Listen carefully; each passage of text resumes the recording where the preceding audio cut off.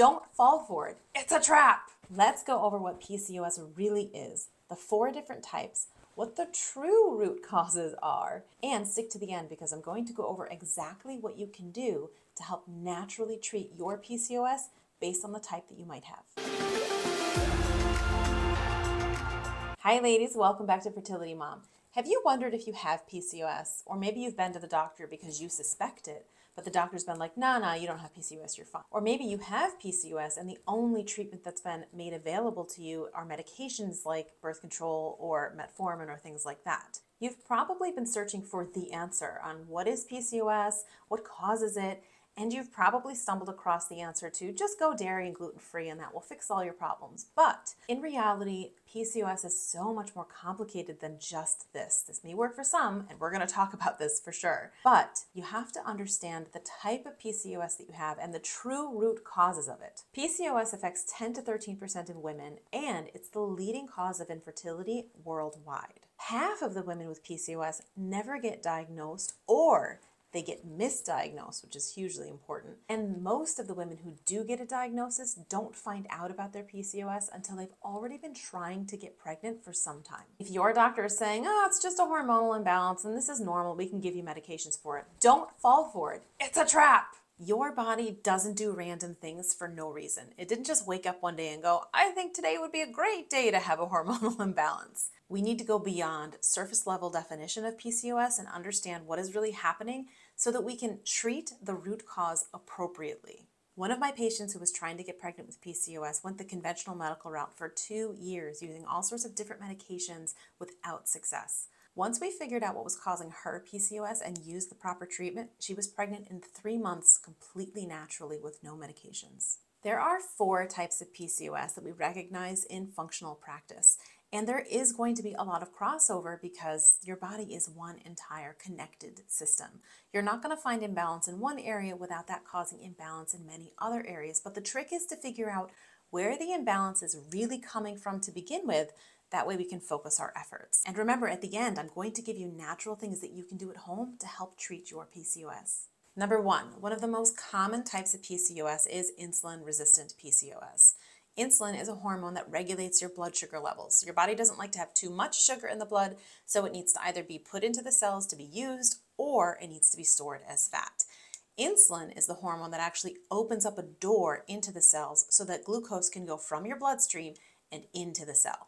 Insulin resistance is a state in which more and more insulin is needed to open up that door inside the cell. And eventually this leads to high blood glucose values, weight gain, weight loss resistance. And this can also trigger the ovary to produce more male hormones, also known as androgens like testosterone and DHEAS. This is the hormone cascade that is responsible for the typical PCOS symptoms like irregular periods, acne, excess hair growth on the chin and other parts of the body, and weight gain. Something that's really important to note is that you can be insulin resistant for quite some time before we see any changes in your blood glucose numbers or any of these other symptoms. Let me know down in the comments if your doctor has told you that you're not insulin resistant based off only your fasting glucose and your hemoglobin A1C. If so, that's not a complete lab workup for insulin resistance. So at the end of this video, I'm not only going to give you natural treatments that you can use for this, I'm also going to give you the lab list you need to have checked. The second most common type of PCOS is inflammatory PCOS. This is where chronic inflammation can disrupt the entire balance of the body. It can interfere with ovulation, causing irregular periods, but it will also cause other symptoms like headaches, extreme fatigue, skin problems like eczema, psoriasis, or rashes. It can also cause digestive issues like heartburn, diarrhea, constipation, and you may even have an irritable bowel syndrome diagnosis. Having any of these symptoms is a big red flag for inflammation, and if left untreated for long enough, chronic inflammation can cascade into insulin resistance. Then you'll have symptoms of both insulin resistance PCOS and inflammation PCOS. In situations like these, women will commonly continue to have symptoms and continue having trouble getting pregnant, even if they are taking medications that treats the insulin resistance. That's because we're not treating the true root cause of the imbalance in the body, which is inflammation. You may have heard of a classification of PCOS called thin type PCOS, where you don't see the weight gain or the weight loss resistance or maybe even the irregular periods that you'll see with insulin resistant PCOS, but you'll still see many of these other symptoms that are related to inflammation. So inflammation PCOS is one of the types where you can find thin type PCOS. Now, the causes of this chronic inflammation are going to be different for everyone, meaning the treatment protocols will vary slightly with each person as well, but we'll go over that at the end. The third type is adrenal PCOS. This one is a little less commonly found, but it's linked to your adrenal glands. These are small glands that sit on top of your kidneys and release your stress hormones like cortisol, epinephrine, and norepinephrine, as well as your hormone DHEAS and aldosterone, which regulates your blood pressure. In this type, we're producing too much DHEAS that then gets converted into testosterone. This is going to give us our symptoms like acne, irregular cycles, hirsutism, or excess hair on body and face. But in this type, the additional DHEAS and testosterone is originating from the adrenal glands and not the ovaries. Because if you remember from insulin-resistant PCOS, the additional testosterone from there is because insulin is making the ovary produce more. In adrenal type PCOS, the additional testosterone is because the adrenal gland is releasing too much DHEAS, which then gets converted into testosterone. So you'll get similar symptoms because there's increased testosterone in both insulin-resistant PCOS and adrenal type PCOS. But the cause in this type is not from insulin. What happens is practitioners will see high testosterone and start automatically treating insulin resistance, even though the high testosterone in this case is not originating from insulin resistance, and therefore we're not hitting the right angle. Now, there can be a link to insulin resistance in adrenal type PCOS, but more often than not, the cause here is really from stress, which can be from many, many different angles. We'll talk about this a little later. Adrenal PCOS is the other type that you'll see thin type PCOS fall under as well. The fourth type is post-birth control PCOS.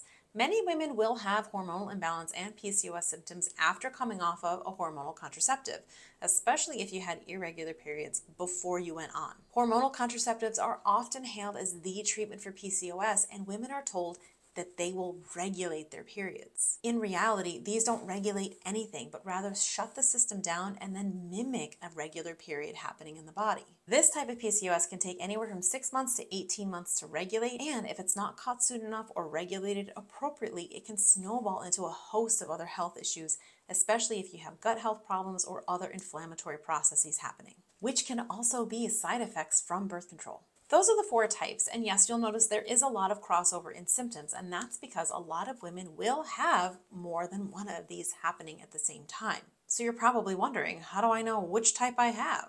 In order for us to really understand what's happening for you, we need to have a really well done assessment of your symptoms and your concerns, along with an in-depth and detailed lab workup. A lot of times I will see your symptoms being completely ignored in your doctor's office, and then only a very general lab workup being complete. If that's happening, things get missed all the time. Remember how I said that you could be insulin resistant for a long time before your glucose numbers or your A1C are even touched? That's why a complete lab workup like the one you see here on screen is very important. We check the fasting insulin, and ideally we want to see that below 5 microunits per mil. Now, when you check your lab sheet, you might notice that that wide range goes all the way up to 26 microunits per mil, and your doctor is telling you, yeah, you're at 25, you're totally fine, you're not insulin resistant. If you have an insulin number that is above 10, we need to start treating that because you are becoming insulin resistant and you are on the road to more problems if we don't treat. Which brings us to treatment. Conventional practitioners will discuss PCOS treatment in terms of the medications that they can use to help normalize the hormonal imbalance. But this is just a band-aid. If I have a thorn in my hand, I don't want to just take pain medication to get rid of the pain. I want to take the thorn out.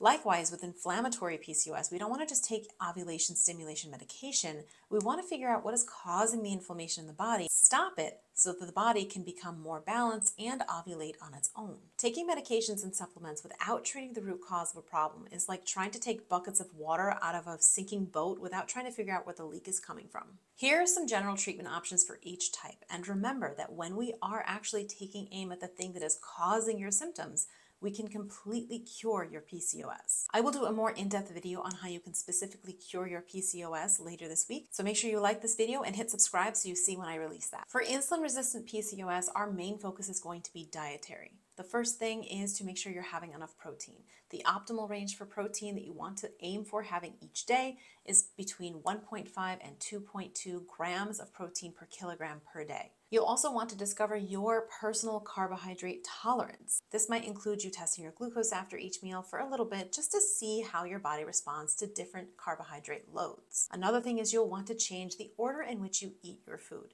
You'll start with your veggie first, then your protein, and then you will have your carbohydrate.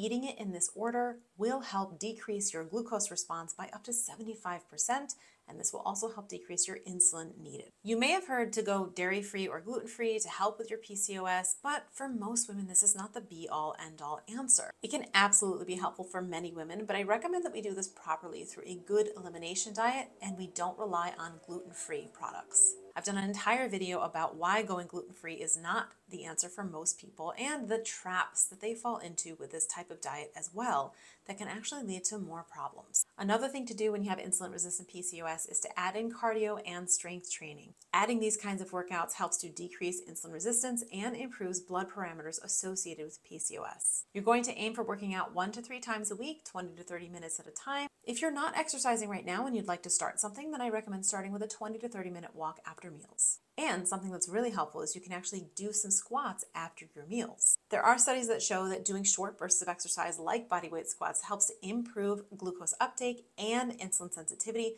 So doing 50 to 20 squats is easy to do and effective. For inflammatory PCOS, the focus is on identifying and eliminating triggers of inflammation in your body. You will probably need to change your diet quite significantly. Your goal here should be that the majority of your food is coming from whole and unprocessed sources.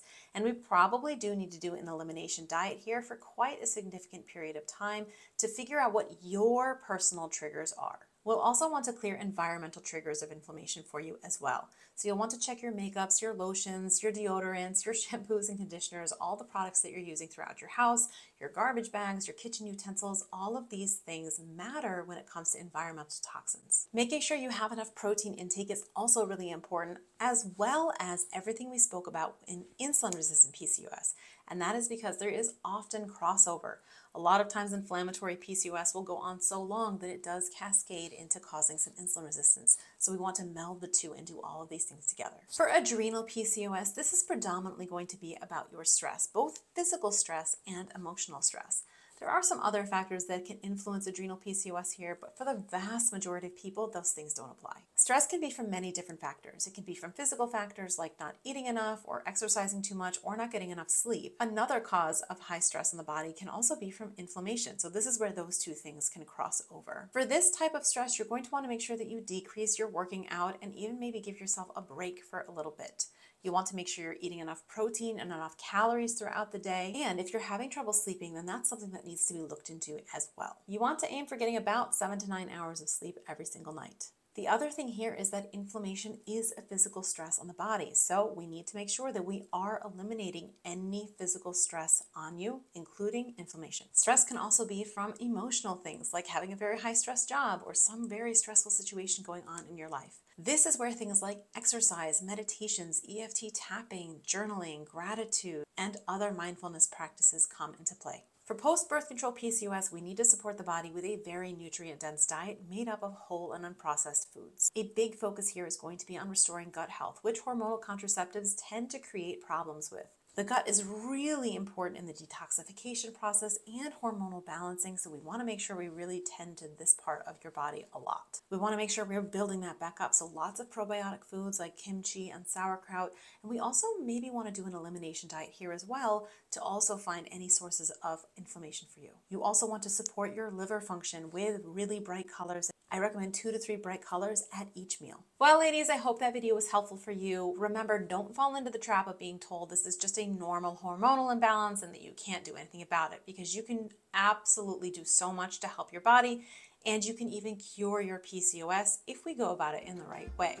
Make sure you like the video, subscribe down below, and hit the little bell notification so that you know when my next video comes out, which is going to be a step-by-step process on how you can cure your PCOS.